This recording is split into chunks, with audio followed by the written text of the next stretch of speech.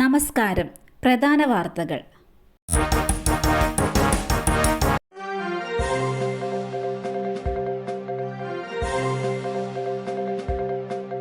വനിതാ CPO സമരത്തിൽ ആശ്വാസം. 45 പേർക്ക് നിയമന ശുപാർശ. വനിതാ CPOമാരുടെ റാങ്ക് ലിസ്റ്റ് കാലാവധി തീരാൻ 2 ദിവസം ബാക്കി നിൽക്കെ സമരം ചെയ്ത 3 പേർക്കുൾപ്പെടെ 45 ഉദ്യോഗാർത്ഥികൾക്ക് അഡ്വൈസ് മെമ്മോ ലഭിച്ചു. പ്രിയ, അരുണ, അഞ്ജലി എന്നിവർക്കാണ് സമരം ചെയ്തതിൽ അഡ്വൈസ് മെമ്മോ ലഭിച്ചത്. വിവിധ വിഭാഗങ്ങളിലായി 45 വേക്കൻസികൾ വന്നതോടെയാണിത്. പോക്സോ വിഭാഗത്തിൽ വന്ന 300-ൽ 28 പോലീസ് അക്കാദമിയിൽ നിന്നും വിവിധ സമയങ്ങളിൽ കൊഴിഞ്ഞുപോയ 13, ജോയിനിങ് ചെയ്യാത്ത 4 പേർ എന്നിങ്ങനെയാണ് ഒഴിവുകൾ. അതേസമയം അഡ്വൈസ് മെമ്മോ ലഭിക്കാത്തവർ സെക്രട്ടേറിയറ്റിന് മുന്നിൽ സമരം തുടരും.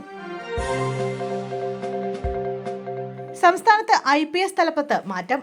IAS ഉദ്യോഗസ്ഥരുടെ ചുമതലകളിലും മാറ്റം. Ernakulam rural SP Vaibhav Saxena NIA SP ആയി ദില്ലിക്ക് പോകുന്നതോടെയാണ് മാറ്റം.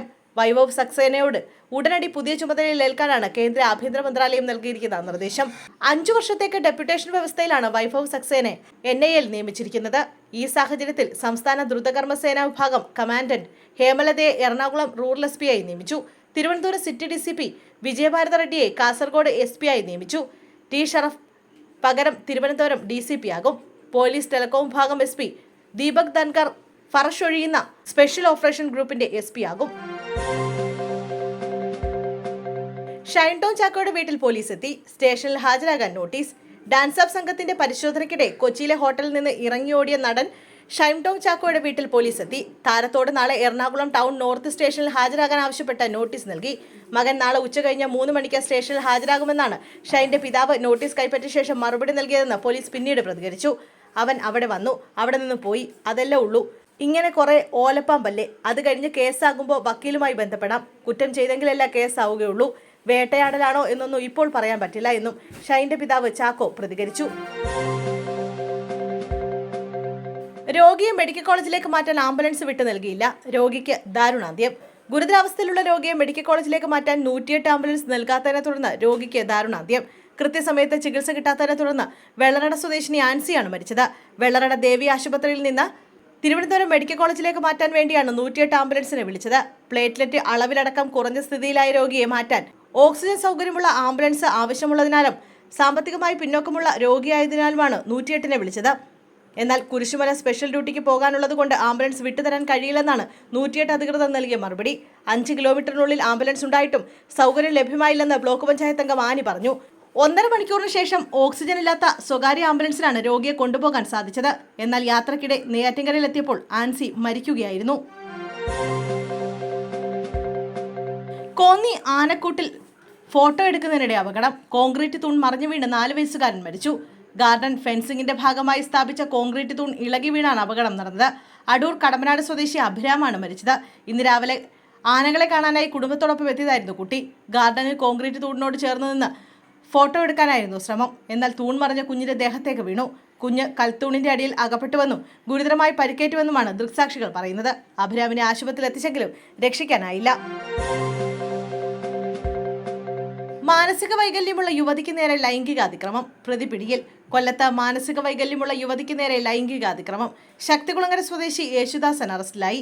പ്രതി പുലർച്ചെ യുവതിയുടെ വീട്ടിൽ കയറി അതിക്രമം നടത്തുകയായിരുന്നു. മാനസിക വൈകല്യമുള്ള യുവതി മാതാപിതാക്കൾക്കൊപ്പമാണ് താമസിക്കുന്നത്. അമ്മ ബഹളം വച്ചതിനെ തുടർന്ന് നാട്ടുകാർ ഓടിക്കൂടി പ്രതിയെ പിടികൂടി പോലീസിന് കൈമാറി. പ്രതിക്കെതിരെ നേരത്തെയും കേസുണ്ടെന്ന് പോലീസ് അറിയിച്ചു. വഖഫ് നിയമ ഭേദഗതി. കാസ സുപ്രീം കോടതിയിൽ.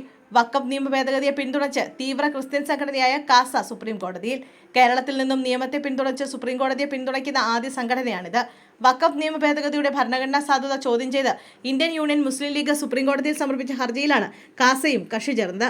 മുൻപത്തെ 610 കുടുംബങ്ങളുടെ പ്രശ്നം വഖഫ് നിയമം മൂലമല്ല സംഭവിച്ചതെന്ന് വരുത്തി തീർത്ത് സുപ്രീം കോടതിയെ തെറ്റിദ്ധരിപ്പിക്കാനുള്ള മുസ്ലിം ലീഗിന്റെ ശ്രമത്തെ തടയുവാനും ഭേദഗതി റദ്ദാക്കരുതെന്ന് ആവശ്യപ്പെട്ടുമാണ് കാസ സുപ്രീം കോടതിയെ സമീപിച്ചത്. കാസയ്ക്ക് വേണ്ടി advocate Krishnaraj, advocate Tom Joseph എന്നിവരും ഹാജരാകും. യുവാവ് വെട്ടേറ്റ് മരിച്ചു. ബന്ധു പോലീസ് കസ്റ്റഡിയിൽ. ഒറ്റപ്പാലം അമ്പലപ്പാറയിൽ യുവാവ് വെട്ടേറ്റ് മരിച്ചു. കണ്ണമംഗലം സ്വദേശി രാമദാസാണ് മരിച്ചത്. യുവാവിന്റെ ഇരുകാലുകളിലുമാണ് വെട്ടേറ്റത്. രാമദാസിനെ ആക്രമിച്ച ബന്ധുവിനെ ഒറ്റപ്പാലം പോലീസ് കസ്റ്റഡിയിലെടുത്തു. ആക്രമണത്തിന്റെ കാരണം വ്യക്തമല്ലെന്ന് പോലീസ് പ്രതികരിച്ചു.